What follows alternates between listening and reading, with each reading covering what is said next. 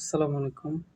আ আমি আ আপনাদের টাস্ক ম্যানেজমেন্টটা পুরোপুরি করছি আমার ল্যাপটপে। আনফরচুনেটলি আমার ল্যাপটপের চার্জারটা নষ্ট হয়ে গেছে আর ল্যাপটপের চার্জও শেষ। আমি আ রেপোজিটরির লিঙ্কটা দিচ্ছি আর আ YouTube এ একটা এই ভিডিওটা আ করে দিচ্ছি। আমি মোবাইলে রেকর্ড করে দিচ্ছি।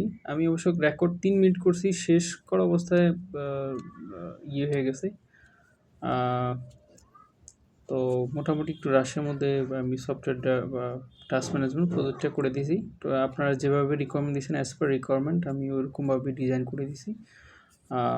ফার্দার যদি ইন ডিটেইলস ডিসকাশন বা কোনো আস্ক থাকে যে কীভাবে আমি ব্যাকএন্ড ডিজাইন স্ট্রাকচার ডিজাইন করছি, দেন প্রত্যেকটা এন্টিটি টেবিল মডেলগুলো কীভাবে আ আ সাজাইছি সেটা যদি জানতে চান সেটা ইন ডিটেইলস দিতে পারবো। আমি প্ল্যান করেছিলাম সুন্দর করে ডিসক্রাইব করে দিবে UI থেকে শুরু করে টাস্ক ক্রিয়েট করা, টাস্ক অ্যাসাইন করা, অডিট লগস, দেন এটসেট্রা। দেন অ্যাডমিন কী করতে পারে? অ্যাডমিন ২ টা action task edit and delete করতে পারে, যেটা ইউজার করতে পারে না।